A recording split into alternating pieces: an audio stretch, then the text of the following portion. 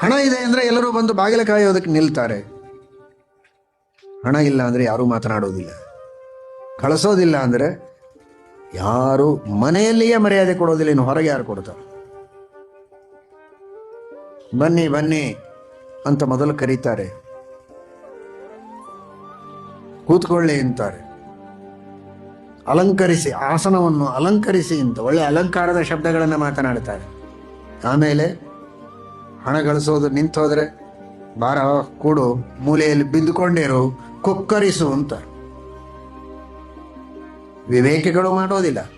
ಪ್ರೀತಿಯನ್ನು ಮಾಡುವ ವಿವೇಕಿಗಳಾದ ಸಜ್ಜನರು, ಮಕ್ಕಳು ಮೊಮ್ಮಕ್ಕಳು ಇದ್ದೇ ಇದ್ದಾರೆ ಸಮಾಜದಲ್ಲಿ, ಇಲ್ಲ ಅಂತಲ್ಲ, ಇಂಥವರು ಇದ್ದಾರೆ. ಆ ಎಲ್ಲ ನೋವುಗಳನ್ನು ಅನುಭವಿಸಬೇಕು. ನಾನು ಇಷ್ಟು ಮಾಡಿದೆ, ಈಗ ಅನಿಸ್ಕೊಳ್ಳೋ ಪ್ರಸಂಗ ಬಂತಲ್ಲ ಅಂತ. ಆಮೇಲೆ ಮಾತಾಡ್ಲಿಕ್ಕೂ ಬರೋದಿಲ್ಲ, ತಿನ್ಲಿಕ್ಕಾಗೋದಿಲ್ಲ, ಅಲ್ಲಿಗೆ ಬರೋದಿಲ್ಲ, ಏನೇನೋ ಕಷ್ಟಗಳು. ಕೊನೆಗೆ ಮರಣ ಕಾಲದಲ್ಲಿ ಏಕಕಾಲಕ್ಕೆ 100 ಚೇಳುಗಳು ಕಡಿದ್ರೆ ಏನು ನೋವಾಗಬೇಕೋ ಅಷ್ಟು ದುಃಖ ಆಗ್ತದಂತೆ ಮರಣ ಕಾಲದಲ್ಲಿ.